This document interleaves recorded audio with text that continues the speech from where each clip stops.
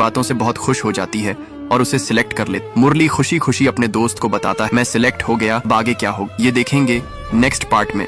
रोहन को बचपन से ही उसके माँ बाप ने एक कमरे में कैद कर रखा था, क्योंकि एक बाबा ने भविष्यवाणी की थी कि 25 साल की उम्र तक अगर वह बाहर निकला तो उस पर बड़ा खतरा आएगा। इसी वजह से रोहन उदास रहता था, क्योंकि वह अपने दोस्तों के साथ खेल भी नहीं सकता था। उसकी एक बेस्ट फ्रेंड जिया थी जो उसे खिड़की से मिलने आती थी, लेकिन जब वह शहर छोड़कर जा रही थी तो रोहन से आखिरी बार मिली और कहा कि हम दोबारा मिलेंगे। वक्त गुजरता गया और रोहन बड़ा हुआ तो एक दिन मौका देखकर उसने अपनी माँ को ही कमरे में बंद कर घर से भाग निकला और रिश्तेदारों के यहाँ जाकर रहने लगा। अब 5 साल से वह अलग अलग घरों में रहता था, लेकिन उस रात को याद कर डर जाता था। जब खिड़की से उसने अपना ही डुप्लीकेट देखा था, उसे हमेशा लगता था कि कोई परछाई उसका पीछा कर रही है। फिर उसकी एक गर्लफ्रेंड बनी जो उस पर हावी रहने लगी और उसी समय उसकी बचपन की दोस्त जिया भी उसी रिश्तेदार के घर पर रहने आ गई। जिया से मिलकर रोहन खुश हुआ, लेकिन उसकी गर्लफ्रेंड को यह पसंद नहीं आया और वह बार बार रोहन को जिया के खिलाफ करने लगी। अब रोहन उलझन में था, क्योंकि कभी उसे लगता कि जिया ही उसके डर की वजह है और वही उसकी दुश्मन है, पर क्या सच में जिया ही उसकी दुश्मन है, ये देखना बाकी है नेक्स्ट पार्ट। रोहन जिसकी जान को बचपन से ही खतरे में बताई गई थी, वह अपनी गर्लफ्रेंड के साथ उस घर में लौटता है जहां से वह भागा था और अपने माँ बाप से मिलने के बाद अपने पुराने कमरे की चीजें देखने लगता है, लेकिन वहाँ भी उसे अनजाना डर महसूस होता है। इसलिए वह वापस अपने रिश्तेदारों के घर लौट जाता है। वहाँ उसकी गर्लफ्रेंड उसे समझाती है कि उसकी बचपन की दोस्त ठीक नहीं है। शुरू में रोहन उस पर यकीन कर लेता है और अपनी बचपन की दोस्त से मिलना कम कर देता है, लेकिन जब उसकी दोस्त को एक आदमी फोन पर कुछ तस्वीरें भेजता है जिसमें साफ दिखता है कि असली खतरा उसकी गर्लफ्रेंड ही है, तब सच्चाई सामने आती है। उसकी बचपन की दोस्त उसे रोकना चाहती है, लेकिन शक के चलते रोहन अपनी गर्लफ्रेंड के साथ फार्म हाउस चला जाता है। वहाँ उसकी गर्लफ्रेंड उसे नींद की दवा पिलाकर मारने की कोशिश करती है। तभी उसकी बचपन की दोस्त वहाँ पहुँचकर रोहन को बचाने की कोशिश करती है और उसे पता चलता है कि असल में रोहन की गर्लफ्रेंड एक मायावी चुड़ैल है। उसे खत्म करने का एक ही तरीका है, उसकी पुरानी पेंटिंग को जलाना। दोनों मिलकर उस पेंटिंग को जला देते हैं, जिससे चुड़ैल चीखते हुए वहीं खाक हो जाती है। लेकिन असली खेल अभी बाकी है, आगे क्या होगा देखेंगे नेक्स्ट पार्ट में।